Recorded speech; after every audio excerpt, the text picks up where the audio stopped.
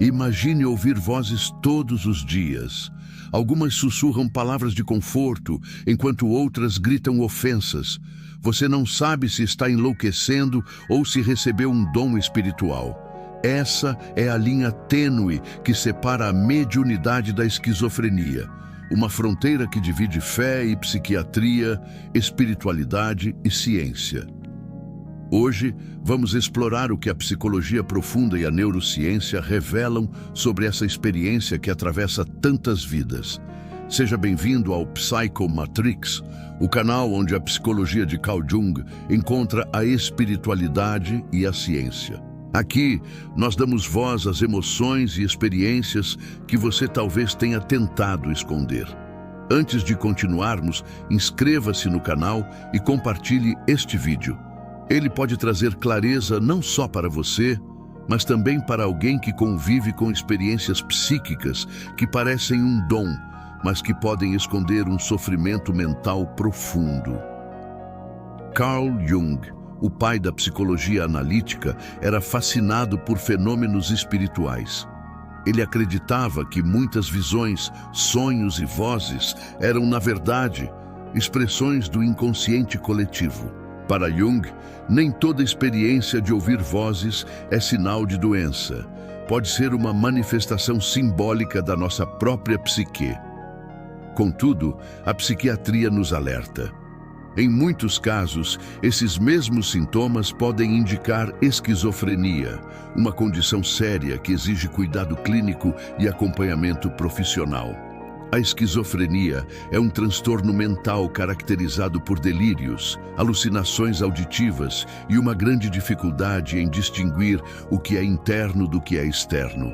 Já a mediunidade, dentro de diversas tradições espirituais, é vista como uma sensibilidade aguçada para captar planos mais sutis e transmitir mensagens.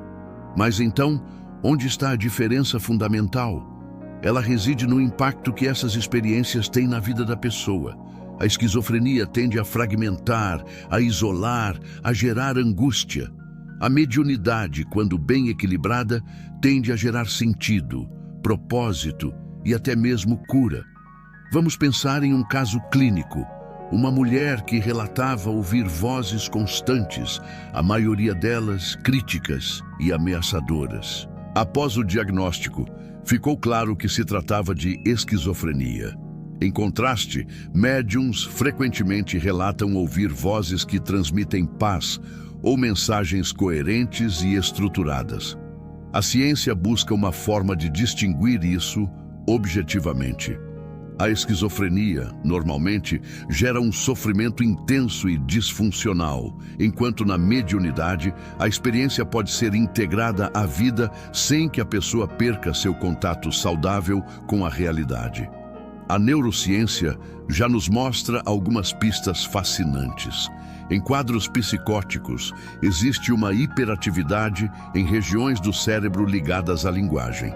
Isso faz com que a pessoa ouça seus próprios pensamentos como se fossem vozes externas.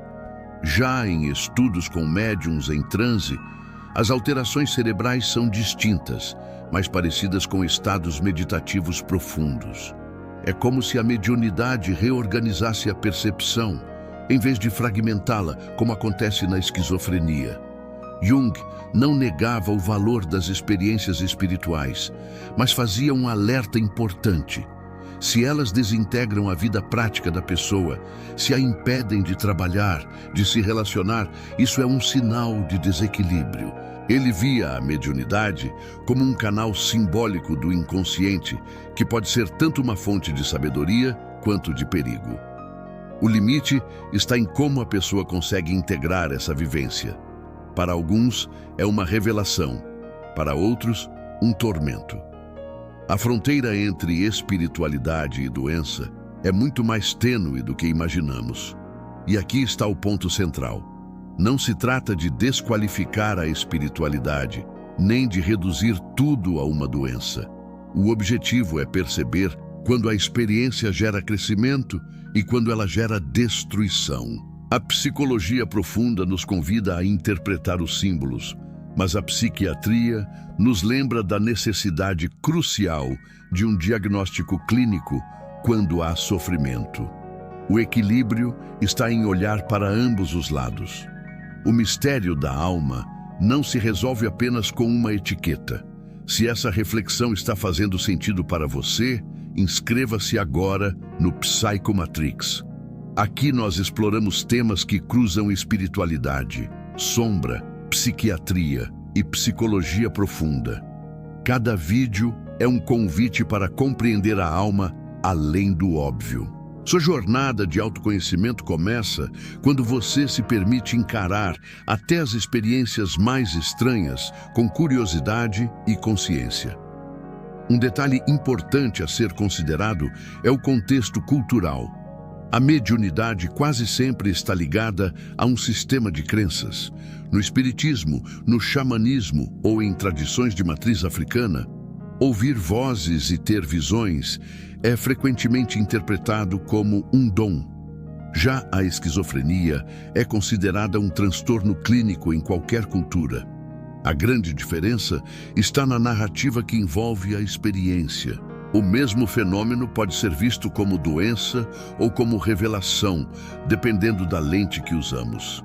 Mas existe um critério crucial: a funcionalidade.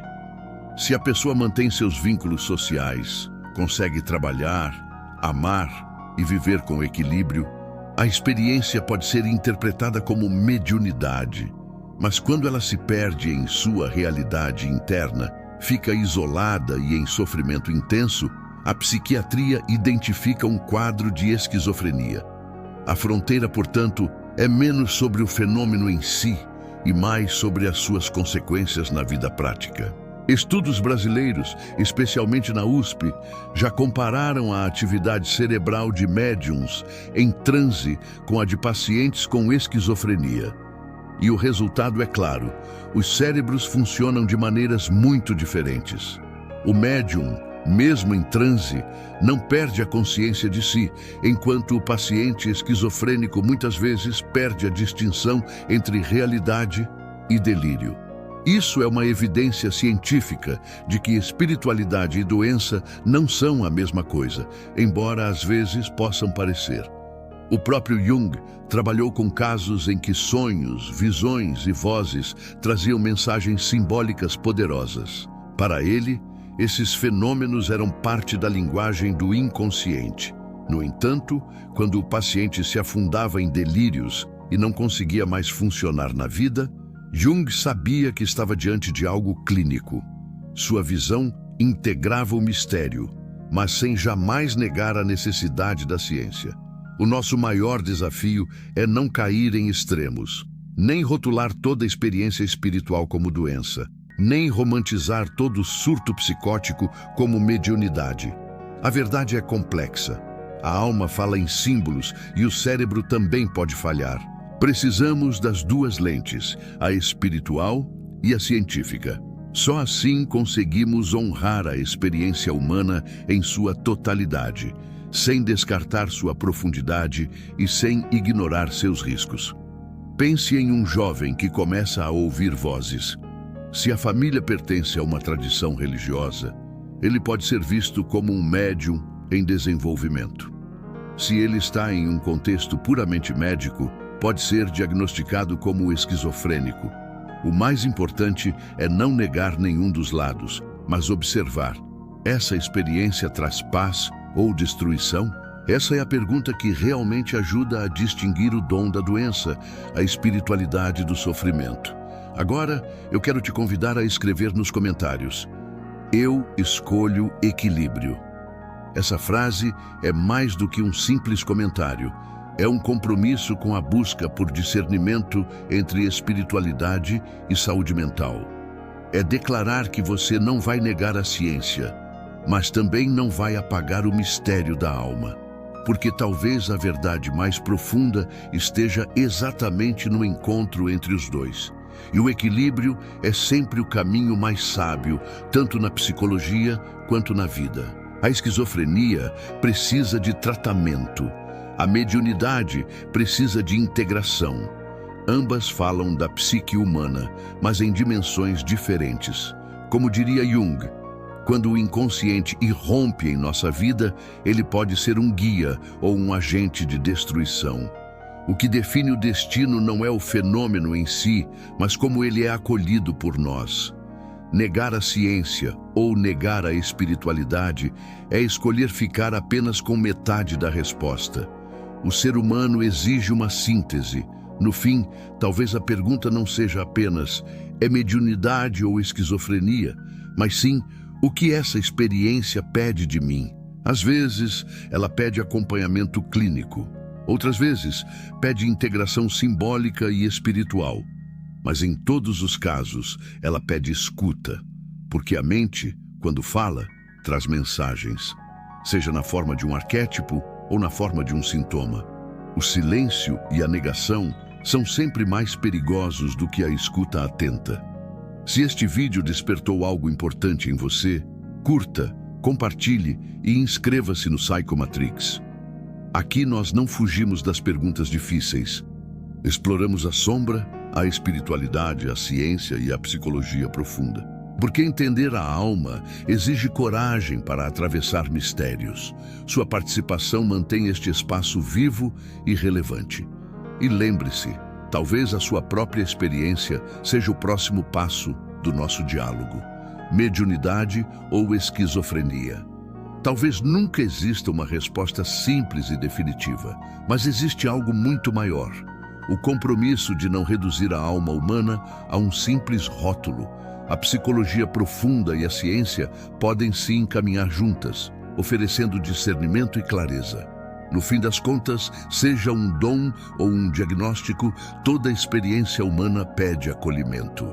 Porque a alma, quando fala, não quer ser julgada, ela quer ser ouvida, e essa escuta em si já é o começo da verdadeira cura.